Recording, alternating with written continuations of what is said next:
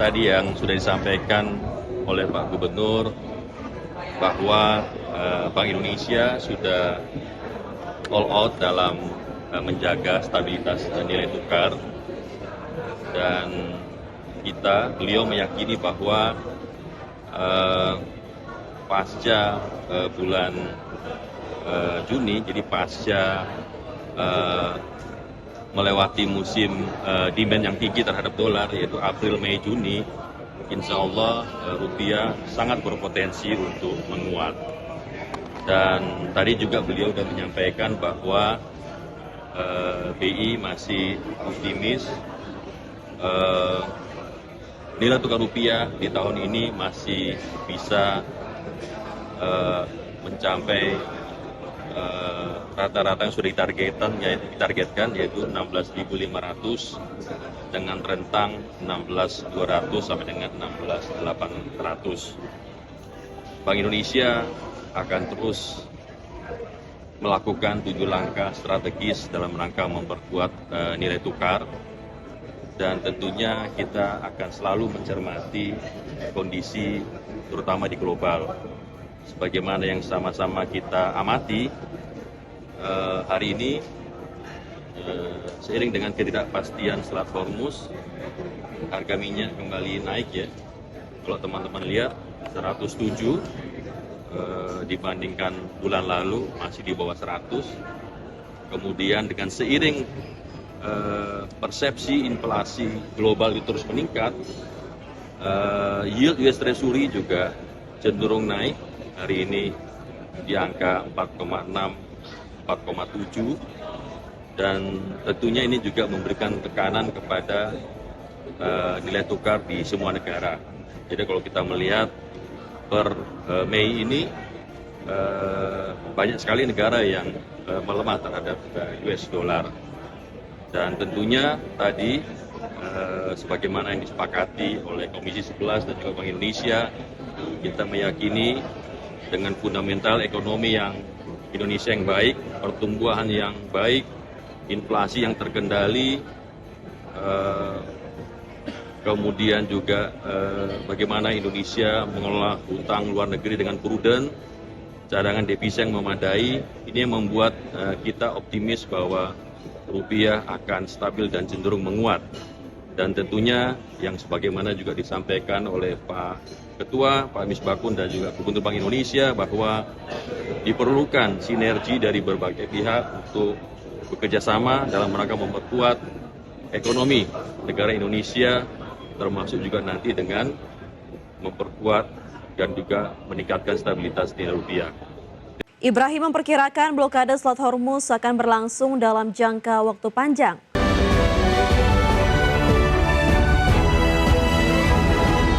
Pengamat pasar uang Ibrahim Aswaibi menilai tekanan terhadap nilai tukar rupiah diperkirakan masih berlanjut dalam beberapa waktu ke depan. Ya, konflik geopolitik di Timur Tengah menjadi faktor eksternal utama yang memicu ketidakpastian pasar keuangan global. Ibrahim memperkirakan blokade Selat Hormuz akan berlangsung dalam jangka waktu panjang. Kondisi ini menyebabkan sekitar 20% pasokan minyak dunia terganggu, sehingga mendorong kenaikan harga energi dan menekan mata uang negara berkembang termasuk Indonesia. Sementara dari dalam negeri, pertumbuhan ekonomi Indonesia pada triwulan pertama yang mencapai 5,61% dinilai belum mampu mendorong penguatan rupiah. Hal ini disebabkan struktur ekonomi nasional yang masih didominasi konsumsi rumah tangga serta penurunan kinerja sektor manufaktur yang membuat tekanan terhadap rupiah masih berlanjut. Kenaikan harga minyak yang cukup luar biasa berdampak terhadap impor minyak. Indonesia 1,5 juta barel per hari ya melakukan impor dari luar. Artinya apa? Pada saat dolar di APBN ya, pada saat dolar mengalami penguatan, kemudian di APBN dipatok di 16.500, kemudian harga minyak mentah dipatok di 70 dolar per barel. Ini mengalami renggangan yang cukup luar biasa karena harga minyak sekarang WTI itu di 101. Ya, sedangkan $1 itu adalah 4 triliun. Ya, sehingga pemerintah membutuhkan dana yang cukup. Pemirsa, Kementerian Keuangan memastikan kondisi fiskal APBN 2026 masih aman meski nilai tukar rupiah terus mengalami tekanan. Pemerintah juga akan mulai membantu Bank Indonesia dalam intervensi pelemahan rupiah dengan menstabilkan yield surat berharga negara.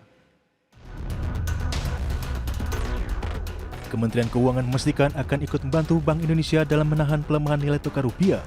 Menteri Keuangan Purbayudi Sadewa menjelaskan pelemahan rupiah masih berada dalam skenario yang telah diperhitungkan sebelumnya dalam penyusunan asumsi APBN. Meski demikian, Menteri Purbaya menyebut pemerintah telah mengantisipasi potensi pelemahan kurs saat menghitung postur APBN dan asumsi yang digunakan untuk perencanaan anggaran. Sebenarnya tidak jauh berbeda dengan kondisi nilai tukar saat ini, sehingga dampaknya terhadap fiskal masih dapat dikendalikan. Selain itu, bendahara negara ini juga memastikan pemerintah akan ikut dalam menjaga stabilisasi nilai tukar rupiah, meski pemerintah menyerahkan pengendalian nilai tukar kepada Bank Indonesia. Namun Kementerian Keuangan juga akan melakukan intervensi nilai yield di pasar surat berharga negara, sehingga tekanan pada rupiah dapat berkurang. Pada waktu kita hitung itu, kita asumsinya udah di atas asumsi APBN rupiahnya. Jadi nggak saya mungkin, tapi di atas itu nggak jauh amat dengan sekarang. Jadi APBN-nya masih relatif aman. Tapi kita akan kendalikan nilai, kita coba membantu nilai tukar. Kita membantu BI lah sedikit-sedikit kalau bisa. Pada Selasa pukul 10 pagi, nilai tukar rupiah sempat melemah ke level Rp17.521 per dolar Amerika Serikat. Angka tersebut telah melampaui asumsi makro nilai tukar rupiah dalam APBN 2026 yang dipatok di kisaran Rp16.500 per dolar Amerika Serikat. Dari Jakarta, Raharjo Patmo, Tim Liputan, IDXNO. Pemirsa, Menteri Keuangan Purbayudi Sadewa menyatakan pertumbuhan ekonomi tinggi tidak mungkin dicapai hanya dengan mengandalkan belanja pemerintah, tetapi juga harus melalui optimalisasi peran sektor swasta. Ya, guna mendongkrak partisipasi sektor swasta, Purbaya memastikan pemerintah fokus memperbaiki iklim investasi melalui penyederhanaan hambatan usaha, kepastian hukum, dan percepatan penyelesaian persoalan yang dihadapi investor. Menteri Keuangan Purbayudi Sadewa mengandalkan percepatan penyelesaian hambatan investasi melalui Satgas Debottlenecking untuk mengejar target pertumbuhan ekonomi 8% pada tahun 2029. Purbaya menilai pertumbuhan ekonomi tinggi tidak mungkin dicapai hanya dengan mengandalkan belanja pemerintah, sebab kontribusi anggaran pendapatan dan belanja negara terhadap ekonomi nasional hanya sekitar 10%, sementara sisanya ditopang oleh sektor swasta. Well, we know that our target is 8% by 2029. So we, the government of Indonesia, understand that we need to improve involvement of private sectors in our economy. So having a better business climate, credible investment policy, strong legal framework, and enforcement consistency are the key to improve the private sector involvement in our economy. However, we understand also the implementation of those areas still needs to be strengthened in a more practical and transparent mechanism. This is necessary for maintaining investor confidence in doing business and invest in Indonesia. Oleh karena itu, untuk mendongkrak partisipasi sektor swasta, pemerintah kini fokus memperbaiki iklim investasi melalui penyederhanaan hambatan usaha, kepastian hukum, dan percepatan penyelesaian persoalan yang dihadapi investor. Salah satu langkah yang ditempuh ialah pembentukan Satgas Percepatan Program Pemerintah melalui keputusan Presiden nomor 4 tahun 2026. Satgas tersebut bertugas menangani berbagai hambatan investasi atau debottlenecking yang selama ini menghambat realisasi proyek. Selain itu, Satgas Debottlenecking pemerintah juga terus memperbaiki iklim usaha lewat kebijakan investasi yang dinilai lebih kredibel dan transparan agar kepercayaan investor tetap terjaga. Berbagai sumber untuk IDXNO. Penjualan retail Amerika Serikat naik untuk bulan ketiga berturut-turut di April 2026. Hal ini menunjukkan adanya tanda-tanda ketahanan konsumen meskipun harga bensin melonjak tajam. Dikutip dari Bloomberg, Departemen Perdagangan Amerika Serikat merilis nilai pembelian retail Amerika Serikat meningkat 0,5% di April, setelah kenaikan yang direvisi menjadi 1,6% di Maret. Raihan ini tidak disesuaikan dengan inflasi dan mencerminkan harga yang lebih tinggi bukan peningkatan volume penjualan. 9 dari 13 kategori pencatat kenaikan. Penjualan di toko perlengkapan olahraga, pedagang daring, dan gerai elektronik meningkat di April dan penjualan kendaraan bermotor turun. Sementara penerimaan di SPBU naik 2,8% seiring perang Iran mendorong harga bensin ke level tertinggi sejak 2022. Belanja di toko bahan makanan juga meningkat kuat, kemungkinan mencerminkan lonjakan biaya pangan. Laporan ini menunjukkan pengembalian pajak yang lebih tinggi dan membantu memberikan bantalan finansial terhadap tekanan inflasi yang terus meningkat. Sementara itu penjualan kelompok kontrol yang digunakan dalam perhitungan pemerintah untuk belanja barang dalam produk domestik bruto kuartalan naik 0,5% lebih tinggi dari perkiraan. Ukuran tersebut tak mencakup layanan makanan, dealer mobil, toko bahan bangunan, dan SPBU. Di luar penerimaan di SPBU, penjualan hanya naik 0,3% yang merupakan kenaikan paling kecil dalam 3 bulan terakhir. Dikutip dari Bloomberg, Bank of America Institute mengatakan ke depan resiko bagi perekonomian Amerika adalah perlambatan belanja rumah tangga yang lebih luas.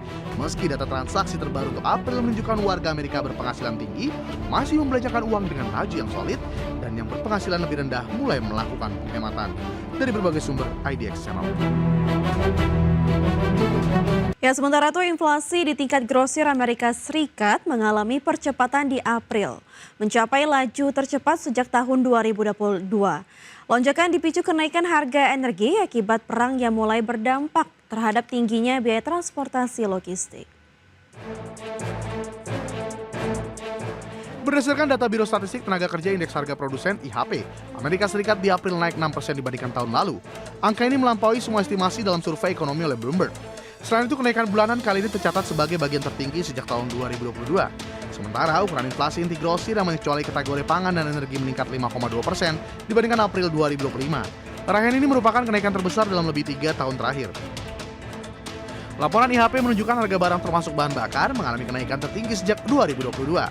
Biaya energi melonjak 7,8% di April setelah kenaikan yang bahkan lebih besar di bulan sebelumnya. Biaya sektor jasa naik 1,2% tertinggi dalam 4 tahun. Harga untuk jasa transportasi dan pergudangan kategori yang telah diwaspadai oleh para ekonom sebagai sektor yang paling sensitif terhadap konflik melonjak 5%. Kenaikan ini dorong sektor truk dan tingginya margin di pengecer bahan bakar. Gambaran inflasi di tingkat produsen ini menyusul data hari Selasa yang menunjukkan kenaikan tajam pada indeks harga konsumen. Data IHP ini kemungkinan besar akan memperkuat pandangan para pejabat The Fed bahwa inflasi yang tetap menjadi perhatian utama di tengah lonjakan harga minyak akibat perang yang mulai berdampak ke sektor ekonomi lainnya. Dari berbagai sumber IDX Channel.